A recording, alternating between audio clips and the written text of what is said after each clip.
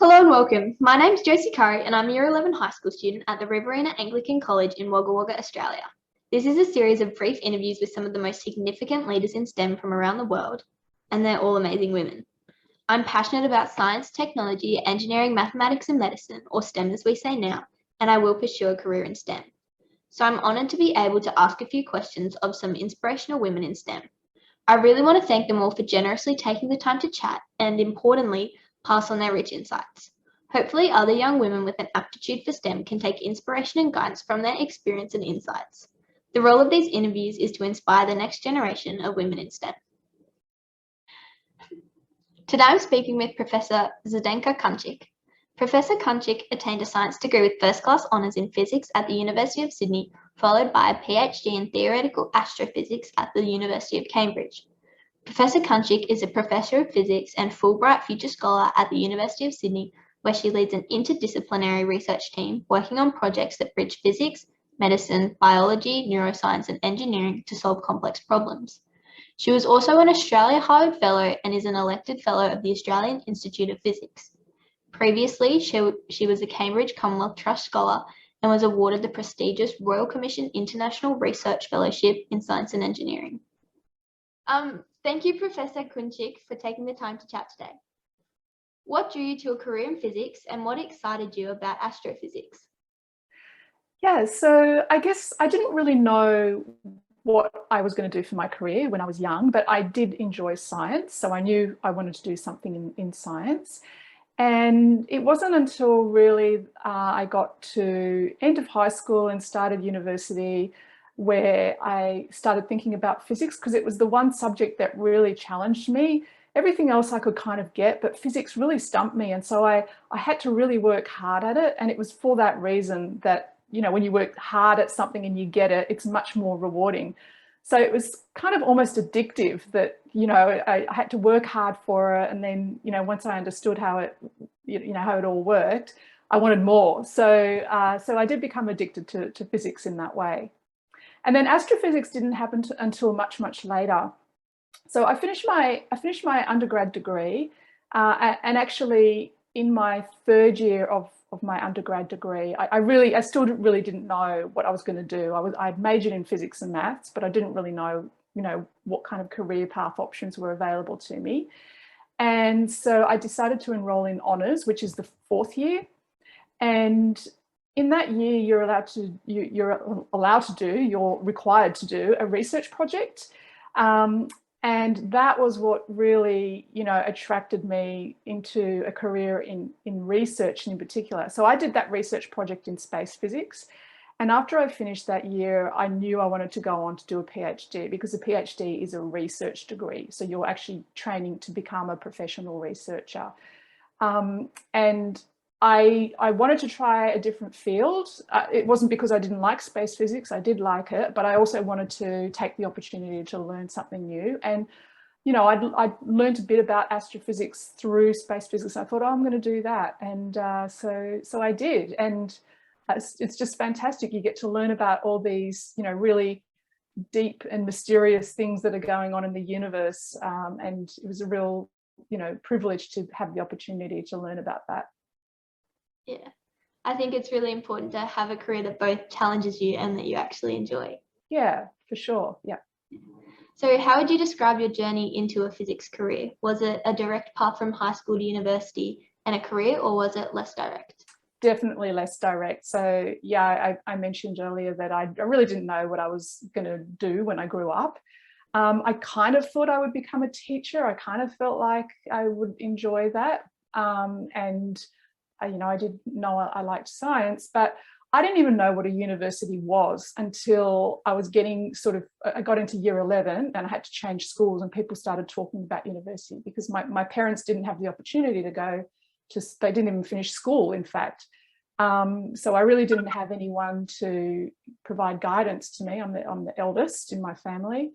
And so people started talking about going to university, and I didn't really know what it was, but I kind of knew that it was to do with education further. So I thought, yeah, I'm going to do that.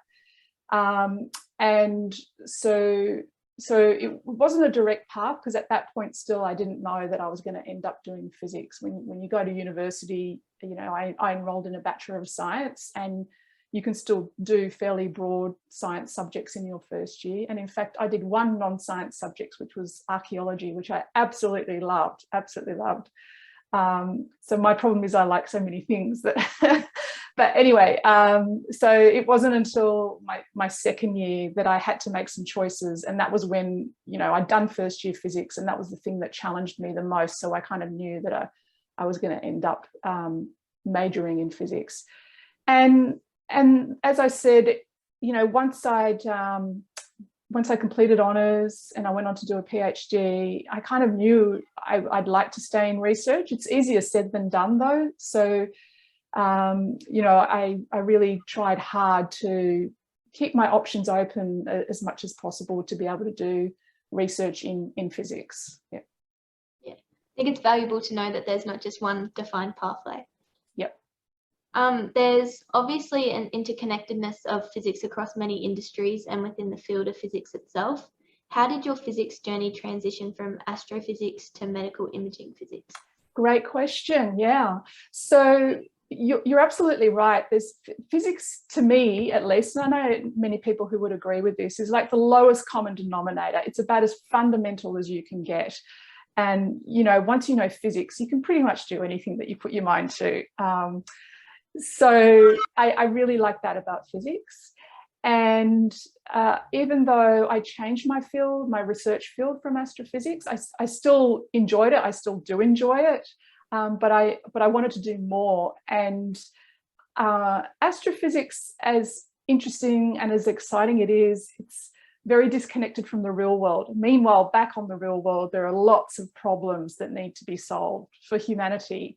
And so I kind of got drawn to doing something that was going to be of more benefit to society.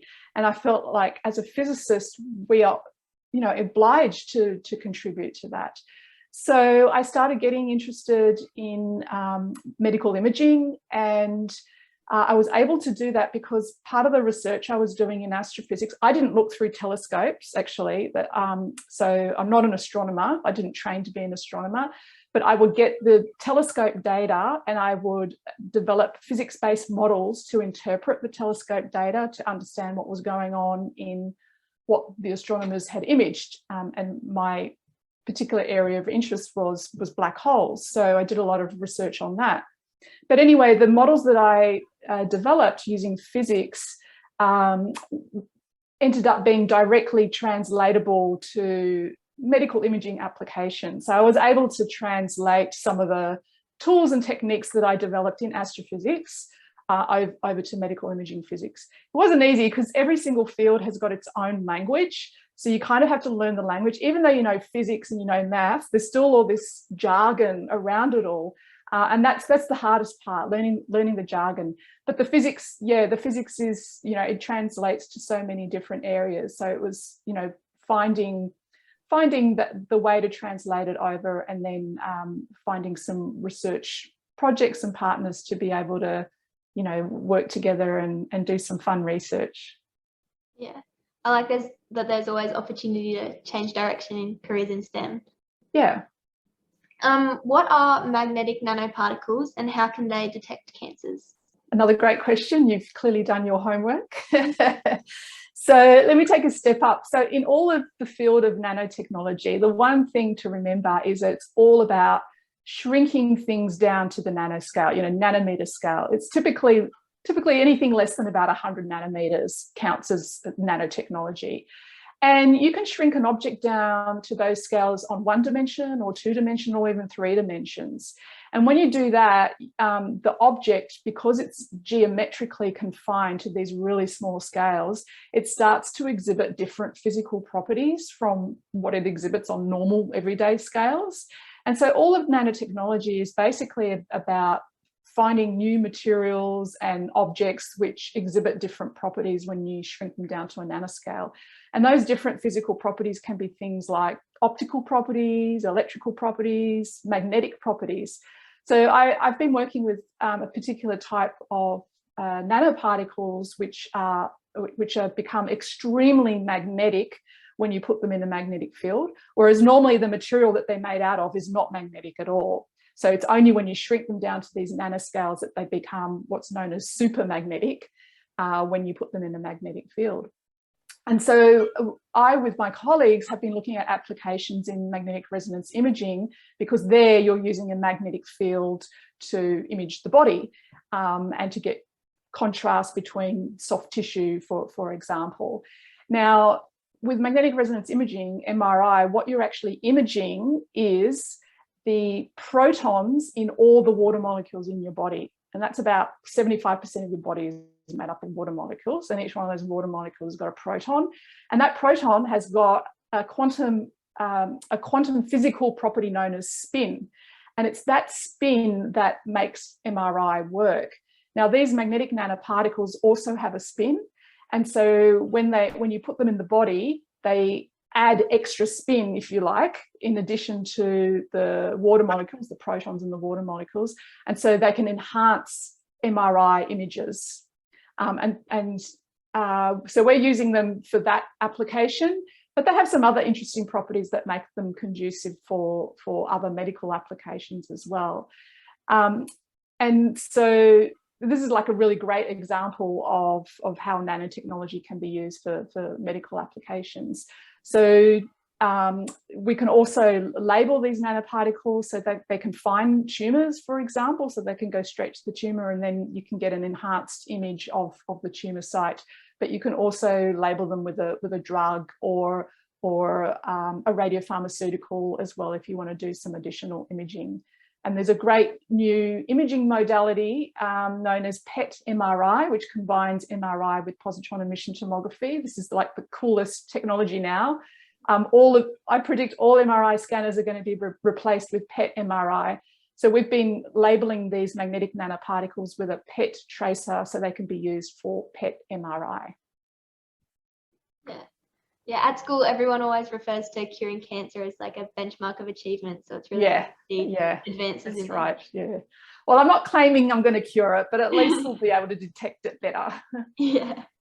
I like the connection between physics and complex systems like biology. And I think that there's some amazing work being done in the bio-nanoscience. Can you explain what synthetic neural networks are and how neuromorphic systems can help us in the future? Yeah, there's a field in physics known as condensed matter physics, and it kind of dovetails in with statistical mechanics as well, which is kind of like thermodynamics, but a little bit more sophisticated. And in condensed matter physics, as the name suggests, it's all about the physics of condensed matter, and that includes biological matter. So, you know, I mentioned before that the body's made up of water molecules and it's got other molecules as well, but they're all pretty well connected together.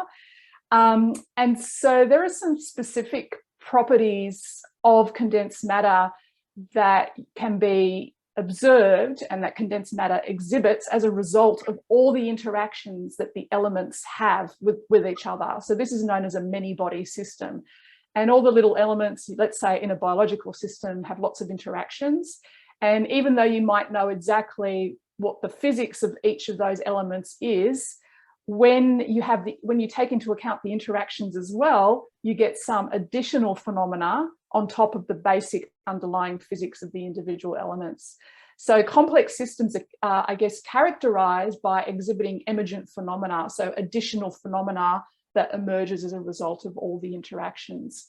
So my work on synthetic neural networks is based on building neural networks in hardware. They're not biological, so we don't make molecules, but they self-assemble in a similar way to the way that biological molecules will self-assemble, neurons in particular. So we make them out of nanotechnology materials, and in particular nanowires. And we do that because, as I mentioned before, when you shrink particular materials down to nanoscales, they exhibit really interesting new phenomena. So in these nanowires, they start to exhibit really interesting electrical phenomena. It makes them electrically conducting, but in a very particular way. And the way their electrical properties resemble the electrical properties of neurons and their synapses. So we've been developing, if you like, neural network in hardware, whereas a lot of people are doing neural networks in software. That's what AI is, but we're actually creating the hardware, just like the hardware that we have in the brain, but without the messiness of biology. So just looking at the physics of it. Yeah, that's way more exciting than the artificial neural networks that my well I'm glad you said that, because that's what I think too. So what do you see on the horizon that would inspire the next generation? Yeah, I guess next generation of physicists, look, there's some really big fundamental questions that still remain open, and one of the biggest ones is dark matter. What is dark matter? But there's also a related big problem in physics, which is the connection between gravity and quantum physics. And this kind of relates to, you know, grand unified theories and everything, but actually it is a serious problem, because although there are some ideas to try and connect them together, it turns out that the theory behind connecting gravity and quantum mechanics together is really disconnected. Like when you try and bring them together, they kind of go, and there's this huge gap, like orders of magnitude gap between them, and no one's solved that problem yet. And my gut feeling, my intuition is that the problem of dark matter is somehow tied into that. You know, we just have absolutely no clue about this at all. And I think one of the reasons why we're not making any progress is because in research, as researchers, you're really pushed to specialize in a little niche area. And quite often that becomes more and more and more niche. So you can't, you know, actually get a big picture view of everything. You know, you were talking about before being able to move between different areas and, you know, translate some of your knowledge and expertise of different areas. It's actually quite difficult to do when you're doing research in the system that's been set up, because the system doesn't promote doing multiple things. It just promotes becoming a super specialist on one little thing. So in my view, I would really like to see the next generation of physicists who have a broader view of some of these big problems and are willing to tackle it in a much more open and collaborative way, rather than just being focused, you know, saying, some people say, oh, I'm not a particle physicist, so I'm not going to go and do astrophysics. Or, you know, I'm not a quantum mechanics person, so I'm not going to go and look at gravity, you know, sort of thing. You really have to step back and be a bit braver and try and learn a bit more about a different field, but also have a different perspective on the problem. Yeah, that makes sense. There has been some progress in terms of gender equity in the professional sciences, including medicine, health, engineering, and agriculture.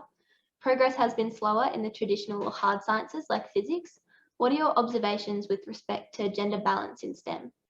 Yeah, look, you're absolutely right. And I can say from my own experience that still is a problem. So I teach a lot of undergraduate physics classes, and look, we have pretty good gender balance probably in the first year of undergrad, but then it just deteriorates thereafter. And you know, the reason why it's pretty okay in the first year of undergrad physics is because a lot of students are doing courses where it's mandated they have to do first year physics. So it's not like they're choosing it, you know. So there still is a problem there. And in fact, many studies have emerged now to show that this whole concept of women in STEM can be qualified further to women in PECs, which is physics, engineering, and computer science. So that's where the problem is the acutest. And so we really have to start focusing specifically on those subject areas. So, you know, for the work I do at the University of Sydney, I really, the way I'm trying to address it is to offer research projects to students in those areas, because we can actually give research projects to students in other faculties and other departments and so on. And you know, to try and promote more female students, to get them excited about some of these you know, research areas and what they could potentially contribute to it. So yeah, it's still a problem, and you know, it's one thing to be aware of it, but it's another thing to try and do something about it. Yeah, that's really valuable insight. During your amazing career, you've encountered barriers or challenges that were gender-based, and if so, have you encountered barriers or challenges that were gender-based? And if so, how did you navigate those?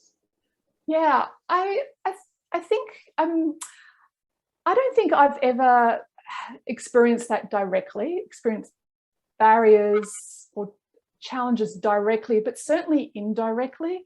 And I guess one example of this is, we were talking about before about the lack of gender balance in STEM and in PECs in particular, and physics is part of that. And certainly in my department, I'm in the minority. I think I think it's only like a quarter, or if that, of the staff there, the faculty staff there are female. That poses challenges because quite often when we have meetings in the university, we are now required to have gender balance in the meetings that we have, and they all get minuted and everything like that. And particularly for meetings that involve science and meetings that involve physics and engineering, things like that, where there are fewer women, that means the few women that are there get called more often to participate in those meetings. And Josie, those meetings are not fun. It's pretty boring.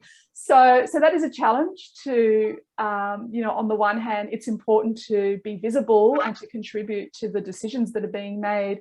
But on the other hand, we're clearly being overburdened as a result of the fact that there are fewer of us, and we need to be represented on these meetings and other types of initiatives where important decisions are being made.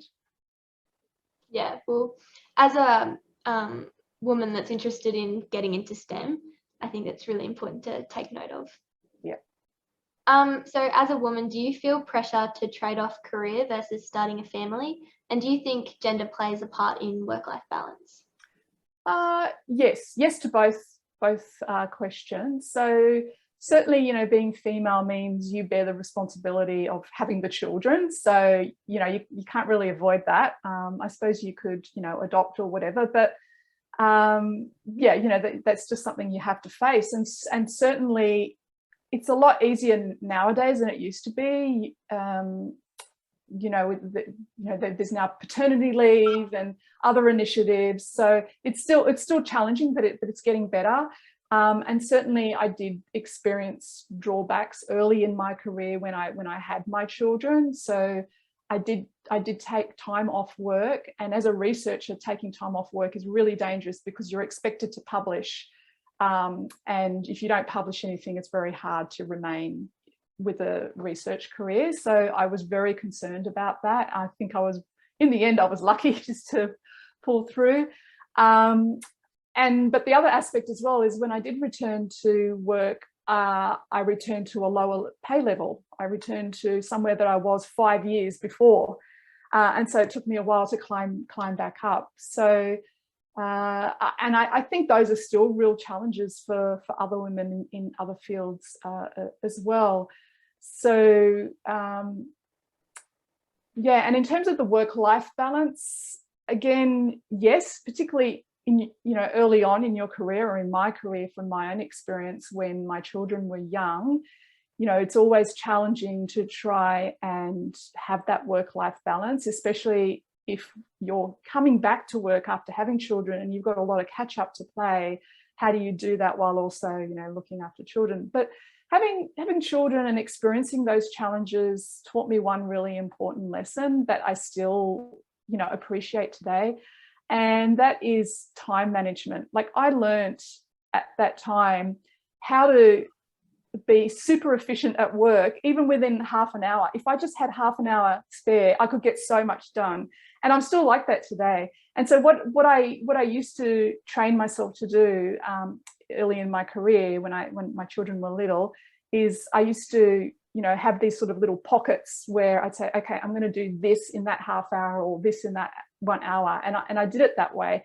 And the other thing I trained myself to do was we really made sure that we had time off and holidays and things to look forward to, because when you've got something to look forward to, you can say, right, I'm going to do all this work so then I can go on holiday. So I think it's really, really, really important to make sure that you work hard, but also play hard. So that's the rule that I abide by in my life. Yeah, that's really helpful, because at school at the moment, one of the hot topics of discussion is work-life balance as we talk about our futures. Yeah, you have to keep yourself sane. Yeah. So what have you drawn on most in balancing personal and professional lives? Yeah, so I guess I have a lot of interests outside of work, you know, and certainly, you know, I'm at a more senior stage in my career now. My kids have grown up, so they don't need me unless they need money. So I guess I really enjoy doing other things outside of work. I love my work, but I also like other things as well. So I've always made sure that I have other interests and other projects, you know, outside work that helps me balance thinking about work and switching that off and doing other things. So again, yeah, it's just important to have something else and not to just be driven by work all the time. And I find that also it gives you new ideas. Like I really like bushwalking and things like that, and I just find it, you know, it opens up your mind and makes you think about things in a way that you couldn't do if you were just focused on just working. Yeah, that's really interesting. Is there anything in physics that's important or contentious you would like to see the next generation of physicists yeah, for sure. So climate change, of course, is a huge problem. Some would call it still contentious, but nevertheless, it is still a problem. And I think physicists have a lot to contribute there. You know, and physicists have contributed a lot to date in terms of some of the best models that we have for climate modeling and predicting the future climate have been made by physicists. But, you know, in my opinion, I don't think enough is really said about what and how physicists can contribute to the climate change problem. So I'd like to see more visibility around the role that physicists can play in helping the climate change problem, and really bringing them in a bit more explicitly than has been done in the past. There's so much that needs to be done, and we need smart people to help solve that big problem. Yeah.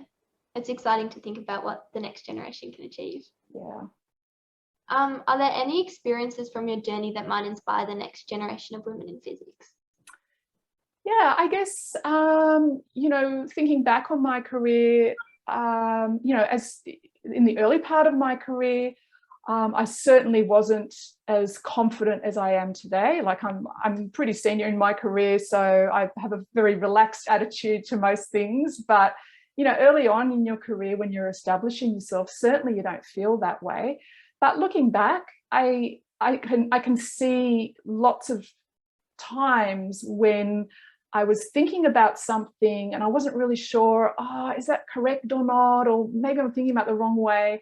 And then I've come across someone else's work that's done exactly what I was thinking of. And on the one hand, I think, oh, damn, someone's already thought of that. But on the other hand, I've kind of used it as a validation point. You know, I said, well, actually, so I was thinking about it the right way. So that's given me confidence to go ahead and, you know, continue further.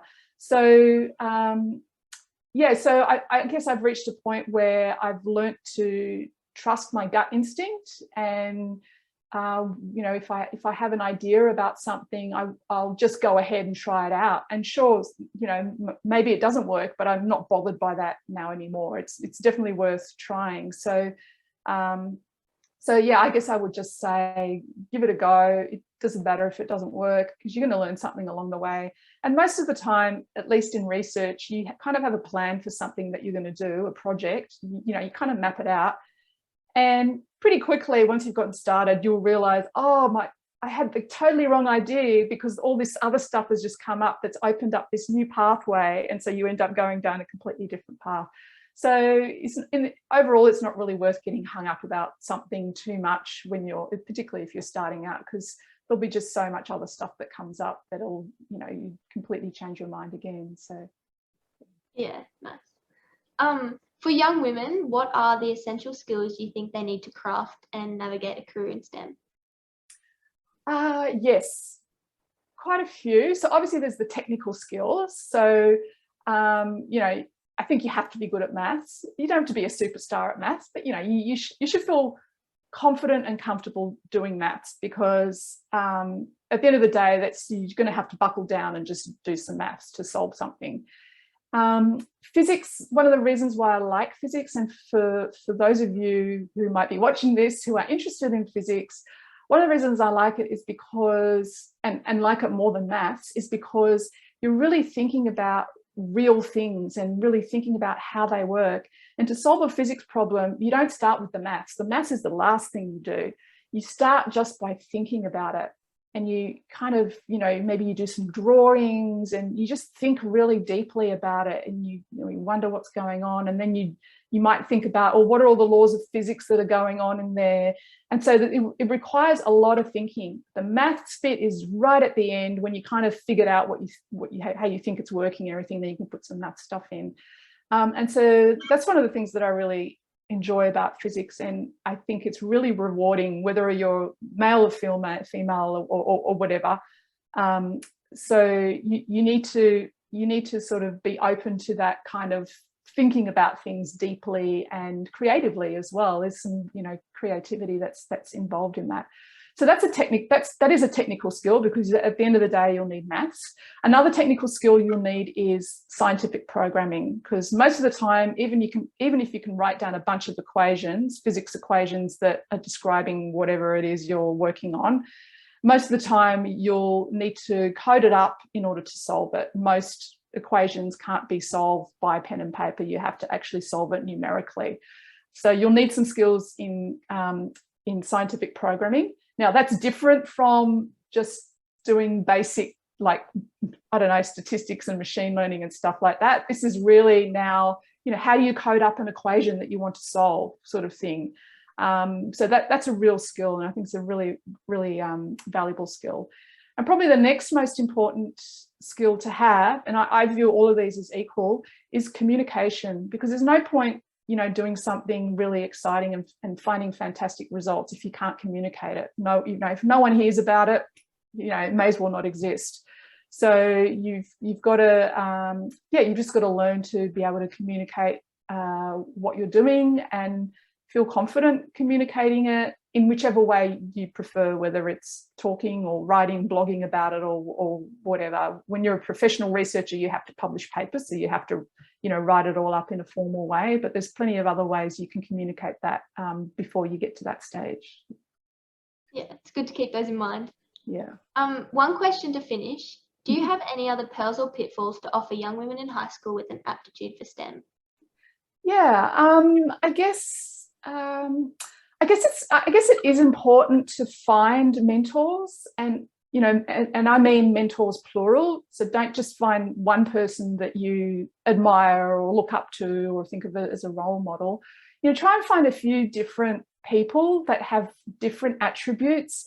So the more diverse your role models are, the more you'll pick up about different aspects that you admire in different people.